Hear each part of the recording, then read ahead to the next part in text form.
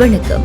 தமிழகத்தின் காலை நேர பிரதான செய்திகளோடு இணைந்து கொள்ளும் நான் மதுஸ்ரீ மகேந்திரன். விரிவான செய்திகளுக்கு செல்லும் என்பதாக முதலில் தலைப்புச் செய்திகள். இலங்கைக்கு கிடைக்கவுள்ள பல மில்லியன் டாலர் வருமானம், தலைகீழாக மாறப்போகும் இலங்கையின் எதிர்காலம், ரணில் கூறிய ரகசிய ஆருடம், தையிட்டிய இலக்கு வைத்து சவேந்திர சில்வா அம்பலமாகும் பெரும் ரகசியம், அர்ச்சுனா எம்பியை கைது செய்வது தொடர்பில் சந்திரசேகர் வெளியிட்ட தகவல், தீவிரமடையும் யுத்தம், உக்ரைனின் முக்கிய இடத்தை குறிவைத்த ரஷ்யா, நியூ ரங்கராஸ் தங்க சுரங்கம், Markham and Steeles, 6055 Steeles Avenue East, C102. தொடர்பென விரிவான செய்திகள். 2025 ஆண்டில் வெளிநாட்டு வேலைவாய்ப்பினூடாக 7 பில்லியன் அமெரிக்க டாலர் புலம்பெயர் தொழிலாளர்களின் வருமானமாக எதிர்பார்க்கப்படுவதாக இலங்கை வெளிநாட்டு வேலைவாய்ப்பு பணியகத்தின் பொது முகாமையாளர் DDG சேனநாயக்க தெரிவித்துள்ளார். இலங்கை தொழிலாளர்களை வெளிநாட்டு வேலைவாய்ப்புக்காக அனுப்புவது குறித்து வெளிநாட்டு வேலைவாய்ப்பு அனுமதி பத்திரம் பெற்ற பிரதிநிதிகளுக்கு தெளிவுபடுத்த முதலாவது நிகழ்வில் கலந்து கொண்டு உரையாற்றும் போதே அவர் இதனை குறிப்பிட்டுள்ளார். 2024 314,000 இளைஞர்கள் வெளிநாட்டு வேலைவாய்ப்புக்காக புலம்பெயர்ந்துள்ளதுடன் அந்த வருடத்தில் 6.51 அமெரிக்க டாலர் வருமானமாக கிடைத்தது எனவும் கூறியுள்ளார். இதேவேளை இந்த வருடத்தின் 340,000 இளைஞர்கள் அளவில் தொழிலுக்காக வெளிநாடு செல்வதற்கு எதிர்பார்ப்பதாக இலங்கை வெளிநாட்டு வேலைவாய்ப்பு பணியகத்தின் தலைவர் கோசல விக்ரமசிங்க குறிப்பிட்டுள்ளார். அதற்காக வெளிநாட்டு வேலைவாய்ப்பை பிரதித்துவப்படுத்தும் நிறுவனங்களுக்கு பாரிய பொறுப்பு காணப்படுவதாக அவர் தெரிவித்துள்ளார்.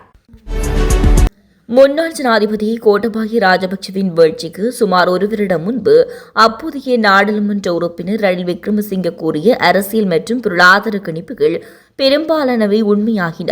இந்நிலையில் சில நாட்களுக்கு முன்பு ரணில் விக்ரமசிங்க தனது நெருங்கிய பத்திரிகையாளர் குழுவிடம் இதேபோன்ற பல கணிப்புகளை வெளியிட்டுள்ளதாக தென்னிலங்கை தகவல்கள் தெரிவிக்கின்றன. அதற்கமைய நாட்டின் எதிர்காலம் மீண்டும் இருளடையும் என்று ரணில் விக்ரமசிங்கே அந்த பத்திரிகையாளர்களிடம் கூறியதாக தகவல்கள் வெளியாகியுள்ளன. வெளிநாடுகளுக்கு மக்கள் குடிபெயர நான் ஒருபோதும் ஊக்குவித்ததில்லை. ஆனால் தற்போதுள்ள நிலையில் அதனை செய்தால் நாட்டு மக்களுக்கு நன்மை ஏற்படும் என ரணில் குறிப்பிட்டுள்ளார். இந்தியாவின் சக்தி வாய்ந்த நபரிடமிருந்து சமீபத்தில் வந்த தொலைபேசி அழைப்பின் அடிப்படையில் முன்னாள் ஜனாதிபதி ரணில் விக்ரமசிங்கே இந்த கணிப்புக்கு வழிவகுத்ததாக தகவல்கள் வெளியாகியுள்ளன. பெரும்பான்மை பலத்துடன் சமகால அரசாங்கம் ஆட்சியில் இருந்தாலும் பொருளாதார ரீதியான அவர்களின் அணுகுமுறை தொடர்பில் பல்வேறு விமர்சனங்கள் எழுந்துள்ளன. அரசியல் அனுபவம் அற்ற புதியவர்களால் நாட்டினை சரியான முறையில் நிர்வகிக்க முடியவில்லை என பல்வேறு தரப்பினரிருந்தும் அதிருப்தி வெளியிட்டுள்ள நிலையில் முன்னாள் ஜனாதிபதி ரணில் விக்ரமசிங்கவின் கருத்து வெளியாகி உள்ளமை குறிப்பிடத்தக்கது. இலங்கையின் அரசியல் களத்தில் கடந்த வாரத்தை பொறுத்தவரையில் தமிழர் தாயகத்தில் கட்டப்பட்டு தையிட்டி விகாரை மிகவும் பேசுபொருளாகியுள்ளது.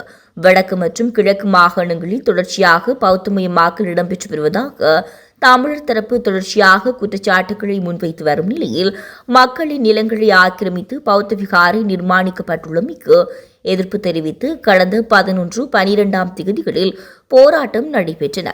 இந்நிலையில் சவேந்திர சில்வா தான் ஜனாதிபதியாக வர வேண்டும் என்பதற்காக இனவாதத்தை கையில் எடுத்தார். ஜேவிபிக்கும் சவேந்திர சில்வாக்கும் இடையிலான பிரச்சினைதான் இந்த தையிட்டி பிரச்சினையாகும் என அரசியல் ஆசான் என அழைக்கப்படும் திருநாவுக்கரசு தெரிவித்துள்ளார்.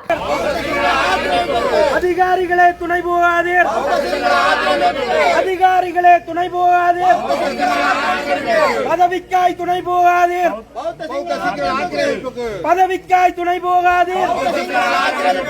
இந்த மண் எமது நிலம், எமது நிலம், எமது நிலம், எமது நிலம்.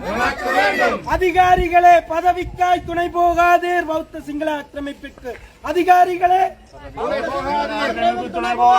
அதிகாரிகளே, இந்த மண், இந்த மண், இந்த மண் இழக்க மாட்டோம், இழக்க மாட்டோம், இழக்க மாட்டோம், இழக்க மாட்டோம், இழக்க மாட்டோம், இழக்க மாட்டோம், இழக்க மாட்டோம், இழக்க மாட்டோம். அபகரிக்காதே, அபகரிக்காதே.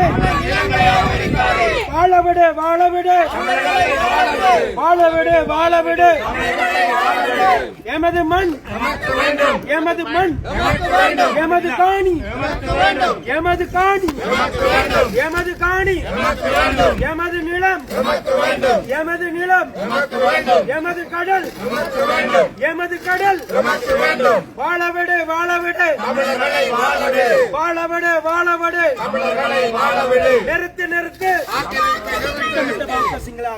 திட்டமிட்டு நிறுத்து நிறுத்து நிறுத்து நிறுத்து நிறுத்து நிறுத்து நிறுத்து நிறுத்து. நாடாளுமன்ற உறுப்பினர் அர்ச்சுனா ராமநாதன் நபர் ஒருவர் மீது தாக்குதல் நடத்திய விடயம் குறித்து போலீசார் தான் தீர்மானம் எடுக்க வேண்டும் என கடற்றொழில் மற்றும் நீரியல் கடல் வளங்கள் அமைச்சர் ராமலிங்கம் சந்திரசேகர் குறிப்பிட்டுள்ளார். நேற்று யாழில் 2025 ஆண்டுக்கான பன்முகப்படுத்தப்பட்டு வரவு செலவு வேலை திட்டங்களை நடைமுறைப்படுத்தல் தொடர்பான கலந்துரையாடல் ஒன்று இடம்பெற்றது. இதன்போது ஊடகங்களுக்கு கருத்துரைக்கும் போதே அவர் மேற்கண்டவாறு குறிப்பிட்டுள்ளார். அண்மையில் நபரொருவர் மீது நாடாளுமன்ற உறுப்பினர் அர்ச்சுனா ராமநாதன் தாக்குதல் நடத்துவது பதிவாகிய காணொலி ஒன்று வெளியாகியிருந்தது.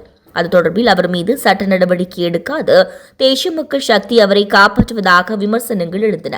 எனவே இந்த விடயம் குறித்து வினவிய போது அமைச்சர் சந்திரசேகர் மேலும் கூறியுள்ளதாவது, மேலும் அதானி நிறுவனத்தின் காற்றாலை திட்டத்தை மாற்றி சீனாவுக்கோ அல்லது வேறு நாடுகளுக்கோ வழங்கும் எண்ணம் அரசாங்கத்துக்கு இல்லை எனவும் கூறியுள்ளார். பாவம், அவர் கைது செய்யக்கூடாது என்கிட்ட. அவர் நல்ல கராட்டியெல்லாம் பழகியிருக்கார். அவர் கைது செய்து அவர் மேலும் மேலும் சிக்கலுக்குள்ளாய்க்கால் வாங்கி நீங்கள் ஊடகவியலாளர்களும் அதிகமாக பேசி வேறு எதுவும் அவருடைய ப்ரவுன் பேட்டில் எதுவும் பிரச்சனையை சந்திக்காதீங்க. நன்றி, வணக்கம். இன்று கியூ பிராந்தியத்தில் உள்ள செர்னோவில் அணுமின் நிலையம் ஒன்றில் நேற்று காலை ரஷ்யா மீது ட்ரோன் தாக்குதல் நடத்தியதாக உக்ரைன் ஜனாதிபதி ஜெலன்ஸ்கி தெரிவித்துள்ளார். கடந்த 2022 ஆண்டு முதல் ரஷ்யா உக்ரைன் போர் தொடர்ந்து நடைபெற்று வருகிறது. போர் தொடங்கிய போது ரஷ்யா உக்ரைனின் கிழக்கு பகுதியில் உள்ள பல இடங்களை கைப்பற்றியது. பின்னர் அமெரிக்கா, இங்கிலாந்து உள்ளிட்ட மேற்கத்திய நாடுகள் உக்ரைனுக்கு ஆதரவாக களமிறங்கின. தற்போது இரு நாடுகளும் ட்ரோன் தாக்குதலில் ஈடுபட்டு வருகின்றன. எண்ணெய் சுத்திகரிப்பு ஆலைகள், மின்சார உற்பத்தி நிலையங்கள் போன்றவற்றை குறிவைத்து தாக்குதல் நடத்தி வருகின்றன. கடந்த மாதம் ரஷ்யாவில் உள்ள எண்ணெய் கிடங்குகள், ராணுவ ஆயுத கிடங்குகள் மீது உக்ரைன் ட்ரோன் தாக்குதல் நடத்தியது. இதில் ரஷ்யாவுக்கு மிகப்பெரிய அளவில் இழப்பு ஏற்பட்டது. இந்த நிலையில் நேற்று காலை கீவ் பிராந்தியத்தில் உள்ள செர்னோவில் அணுமின் நிலையம் மீது ரஷ்யா ட்ரோன் தாக்குதல் நடத்தியதாக ஜெலன்ஸ்கி தெரிவித்துள்ளார். இத்துடன் தமிழாரத்தின் காலை நேர பிரதான செய்திகள் நிறைவடைகின்றன. தமிழாரம் செய்திகளை யூடியூப் சேனல் வழியாக பார்வையிட முடிவதுடன் www.tamilaram.news என்ற இணையதளம் மூலமாகவும் பார்வையிட முடியும். தொடர்ந்தும் தமிழாரம் செய்திகளோடு இணைந்திருங்கள். வணக்கம். SS Brothers Trends Grand Opening and Mega Sale. Canada மண்ணில் தமிழர்களின் மத்தியில் ஆண்களின் நவநாகரிக ஆடைகளின் தெரிவாக 8/2/2025 அன்று இம்மாதம் சனிக்கிழமை மார்னிங் சைட் அவென்யூ யூனிட் 9 கோலாகலமாக திறந்து வைக்கப்பட இருக்கின்றது SS Brothers Trends.